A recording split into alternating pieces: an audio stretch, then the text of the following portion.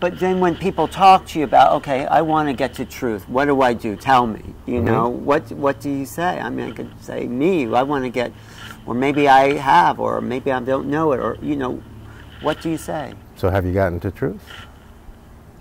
I have gotten to peace. I don't know what truth is. I would say I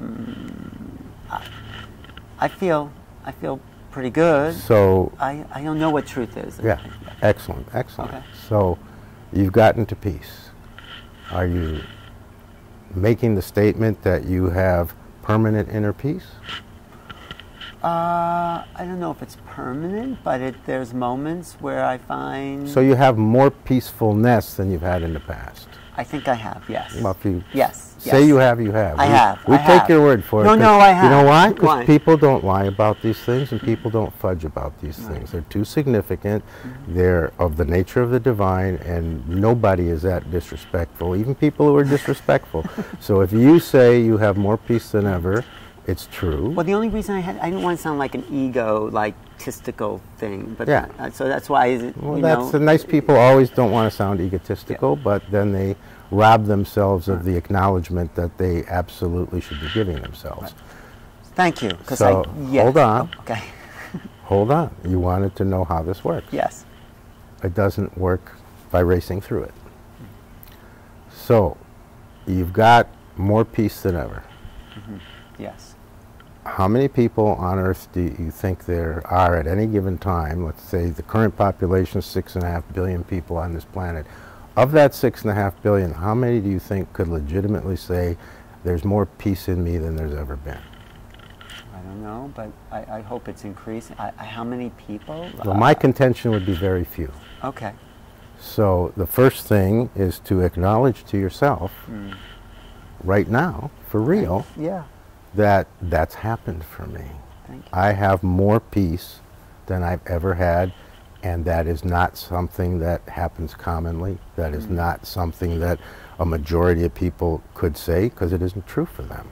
So thank God, at least for me, at least in my search, at least in all the effort and time and energy and dedication and sincerity and heart that I put into it, I've gotten a real and significant reward so far of I actually have a lot more peace than I ever did, and I would venture to say for you, and you tell me if it isn't true, that it's actually more peace than you ever probably thought was possible for you.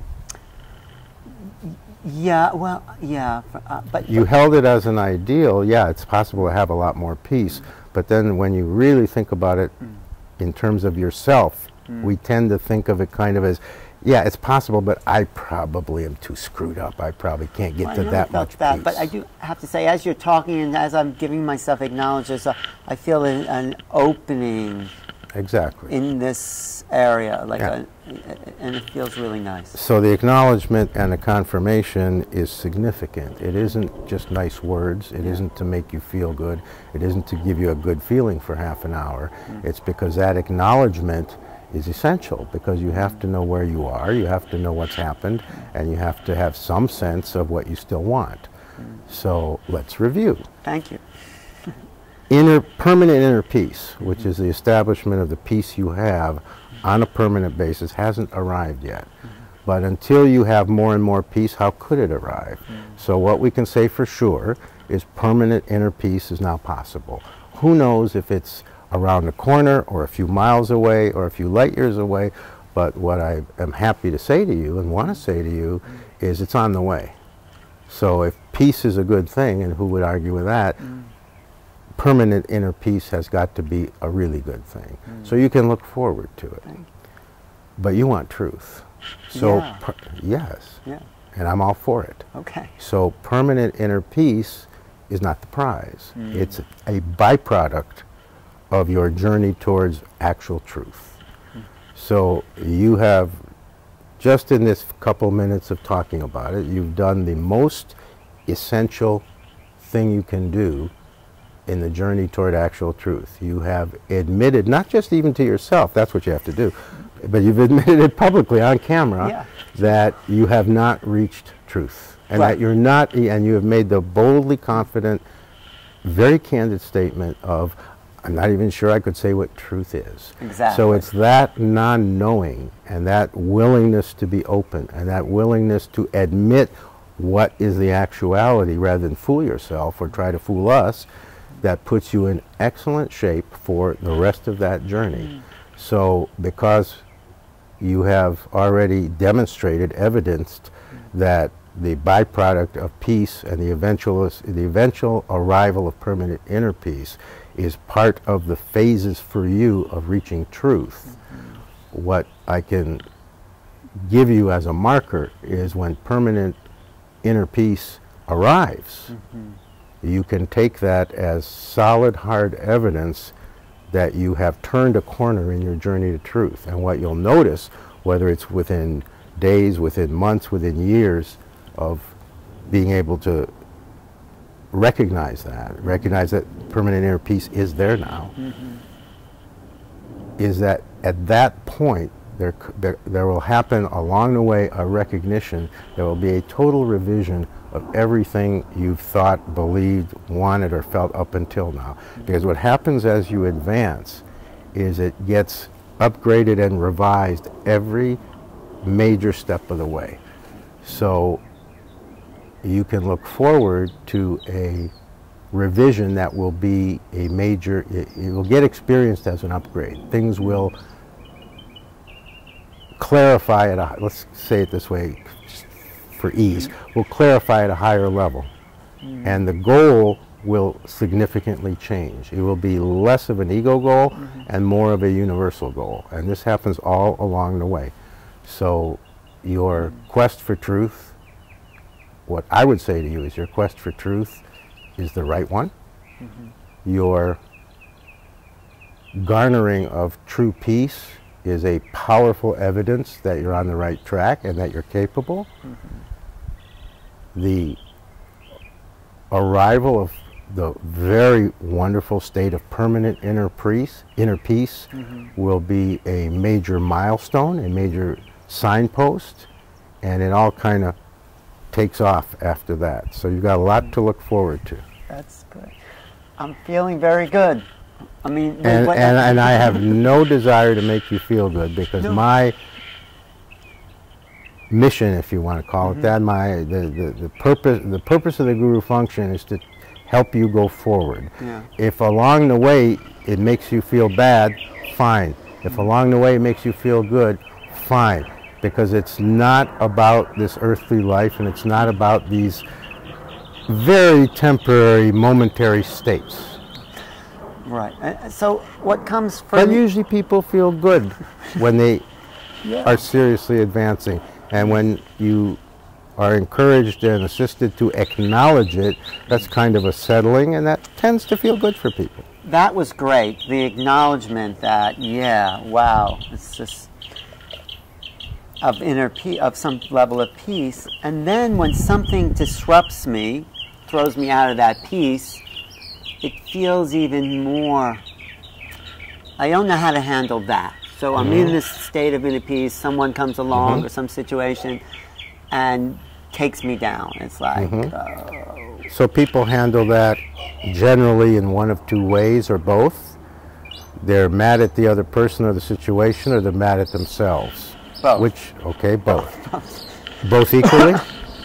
Usually I react to the other person first. Well, we all do that. Right. So that's... But when the dust settles, are you more disappointed with the circumstances, with the situation, or are you more disappointed with yourself? That's a good question. I think I get more disappointed with myself, because here I am feeling that's good. Correct. That's correct. That's correct. So, yeah. So that's what you have to focus on, to really, really take a leap in that. You have to work with this tendency to blame yourself, accuse yourself, criticize yourself, get down on yourself, and feel that you've disappointed yourself. So I'll blame the other person instead. Good idea.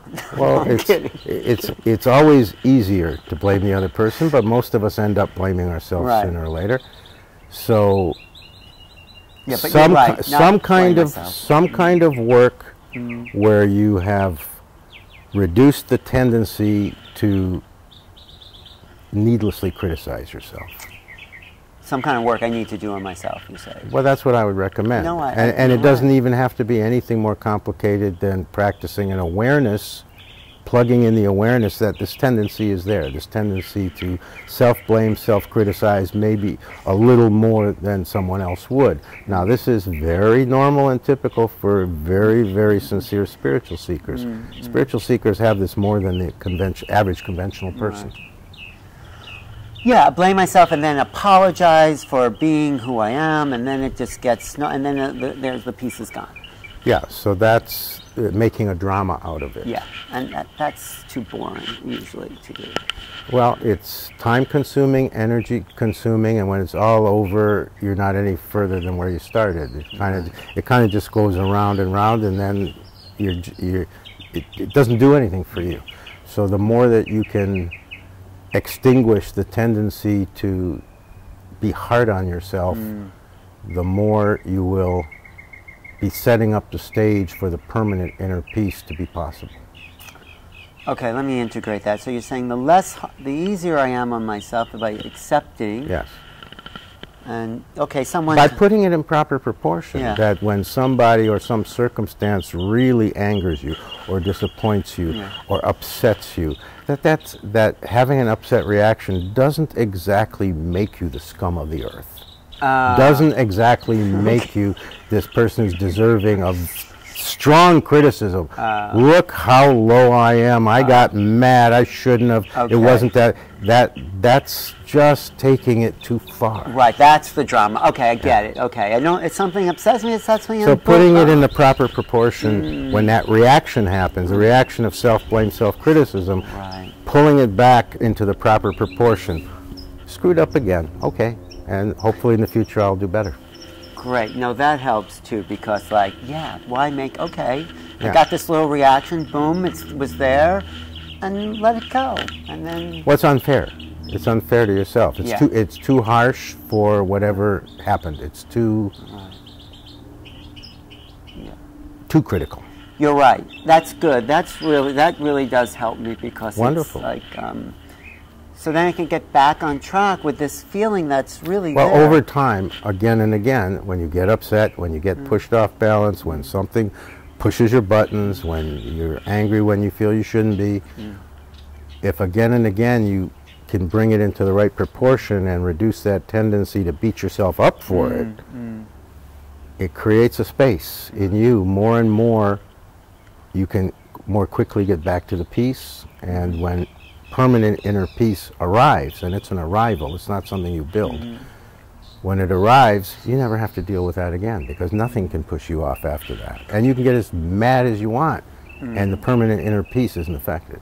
I like when you talk about inner peace, because then I start to get there again, and then and then, you know, and I don't want to necessarily have to go into, but I'm thinking what throws me off is like my old dramas from growing up, and maybe that doesn't even matter, or do I need to still work something out from the past because I'm still reacting? You may or you may not. Some people do, some people don't. But what determines that is whether this self-critical tendency is coming primarily from that, and whether going back in a psychological way or a healing way, or using some kind of method or modality or outside help to examine that a little bit.